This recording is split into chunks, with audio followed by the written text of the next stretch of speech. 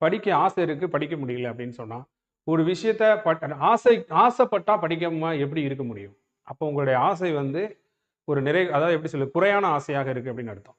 இன்னும் கொஞ்சம் ஆசைப்படுங்க. ஆசைய கொஞ்சம் இன்னும் கொஞ்சம் அதிகரிங்க. எவ்வளவு அதிகரிக்க முடியுமோ அந்த மாரி அதிகரிங்க. ஆசை வந்து வெறி பிடிச்ச மாரி ஆனா மட்டும் தான் புஸ்தகத்த எடுக்க முடியும். சரி, அப்புறம் படிச்சதுக்கு அப்புறம் வெறி பிடிக்க வேண்டாம். அந்த மாரி பார்த்துக்கோங்க. ஆசை இன்னும் முழுமை அடையலன்னு நெனைக்கிறேன். ஆசை வந்து நம்ம தூங்க விடாது. நான் தான் சொன்னேனே, லட்சியம் இருக்கிற இடத்துல அலட்சியம் இருக்காது. அலட்சியம் உன் ஆசையில இருக்குன்னா, உன்ட்ட லட்சியம் இல்லன்னு அர்த்தம்.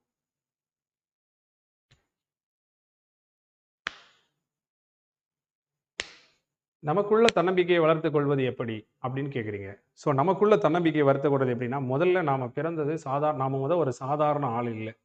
மகத்தான காரியங்களை செய்யறதுக்காக நம்ம பிறந்திருக்கோம். நம்மள நம்பி இருக்கிறவங்கள எல்லாம் நம்ம தோள்ல தூக்கிட்டு போணும். இது நம்ம இறைவன் நமக்கு குடுத்திருக்கிற வேலை. இப்படிலாம் நீங்க நம்பணும் உங்க மனசுல. நிச்சயமா.